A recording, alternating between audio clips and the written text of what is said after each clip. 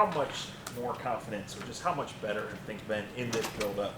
You know, when you don't know what to expect when you're getting ready, are you, because you guys have to confident? Well, I think as a staff, we're definitely in tune with how we operate here, and that's been the easiest transition. This is knowing how each other's works, knowing what to expect, knowing the rhythm and the cadence of a work week. You know, that's been a good feeling to not have to ask, hey, what do we do on Thursdays? Hey, what's Wednesday look like? So we have a good feel for how we operate now in year 3.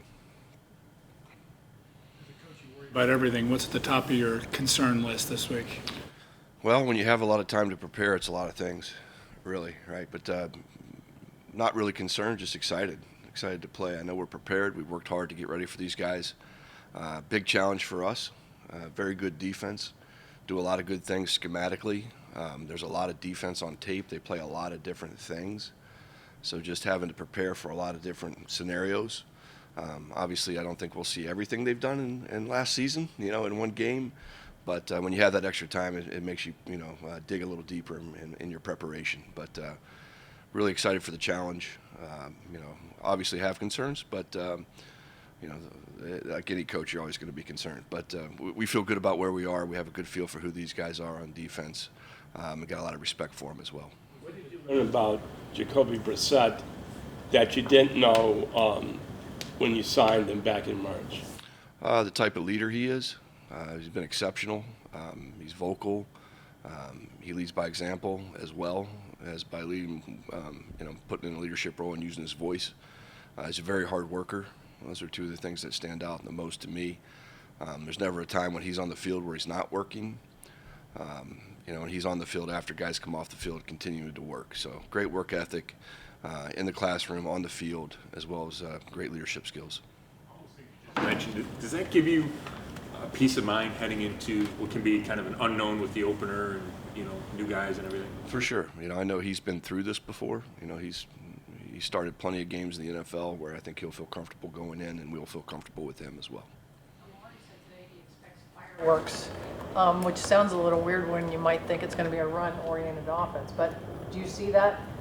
I mean, how do you see that potential in so far? You know, I feel good about it. I did look at Amari's comments. I feel the same. We're a good group on offense. I really like our men that we have. They work hard.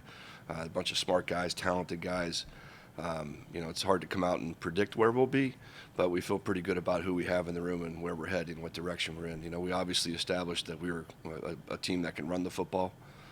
We know that's something we can hang our hat on, and it all starts with the run game. Do you think people are underestimating Brissett's ability to throw deep? I hope so. About the passing game, but you guys have 3, maybe 4 backs that can be explosive runners. Yeah, Is that kind of part of it? That's fireworks to me, man. 20-yard plus runs. I think we led the league in that. Those are pretty cool fireworks. It might be sparklers, but they're still fireworks. You know, we'll take it. Room in an offensive line that can create as many big plays as you have? I have not. You know, it's a great group. I think the closest would have been in Buffalo. I had Marshawn Lynch and Fred Jackson.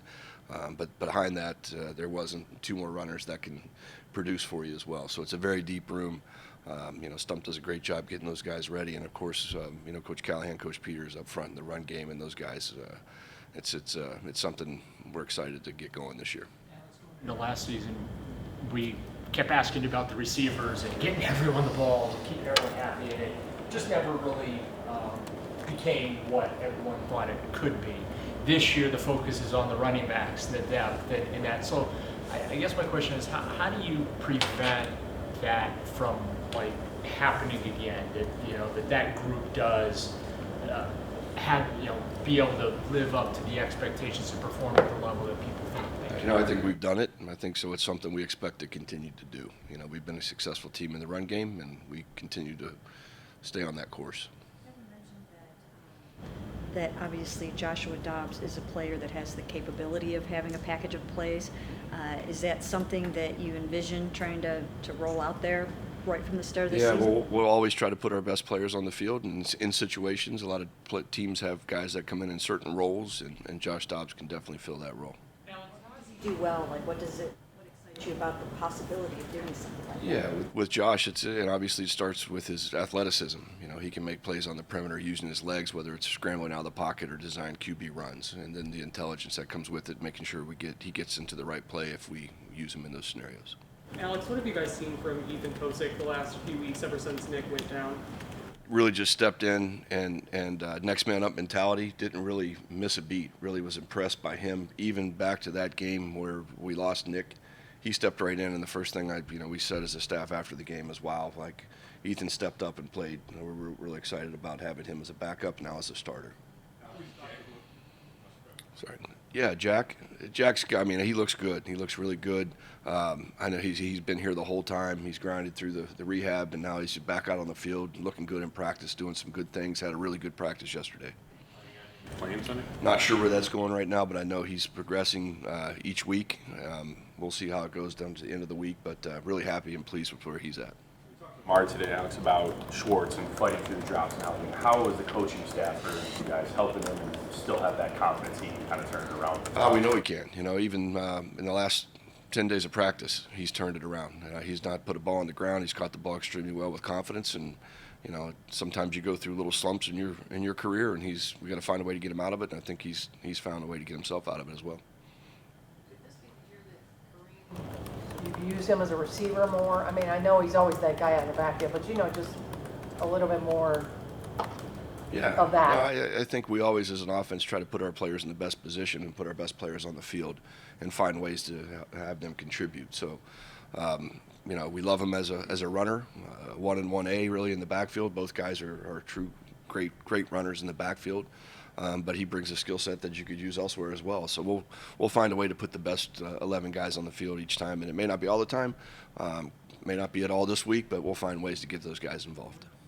James, add to your tight end room, and just where's he at as far as getting him up to speed to where he can go out Sunday? Sure. Good thing about Jesse, he's played a lot of football in the league, made a lot of plays in the league, caught a lot of touchdowns, so he's been productive. The other thing is he's a smart guy, so as soon as he comes in, already you could tell he's going to be able to have a feel for what we're trying to do. May not use him a ton, but he'll definitely be available, and I feel good about him knowing what to do and how to do it. Using a ton. I guess when you guys got here, the staff, we assumed 4 tight ends if you could out there as much as you can, to just really kind of have the 2. How much has that changed over the years in just the offensive philosophy? Yeah, I mean, it always goes back to using your best personnel. So whoever those groups are, it could be 5 receivers, could be 4 tight ends, whoever we determine gives us the best chance to win that game that week versus that defense. We're going to put them out there. Maybe not as much trio, with Hooper leaving, but definitely a part of our package. And as those guys, Jesse grows into our system here and we get more comfortable, maybe we see a lot more of it.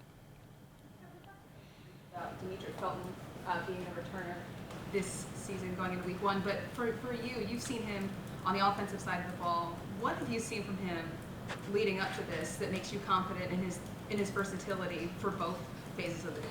Yeah, the first thing I'd say about Demetric is when you talk about him, you just say he's a football player. The guy can play, makes plays on the football. He's got a good skill set as a runner after the catch, as a returner, as a receiver. There's a lot of things he does really well. Just finding ways to, enhance his skill set and help him be productive. Really excited about where he's come, from a late round draft pick into a guy that's going to potentially play a lot of snaps for us on offense and on special teams. But he's another guy that just comes in, puts the work in, really very coachable and tries to do everything we ask him to do. Woods had enough time to catch back up to be able to be utilized possibly this weekend? I hope so. I like Mike. I think the hamstring hurt him as far as his development, but he's a guy a big guy that creates separation at the top of the route and has really good hands. Hopefully we get him back and get him into the mix here, and he can be productive for us. We have a good young receiver room, so hopefully he'll be able to come in and contribute.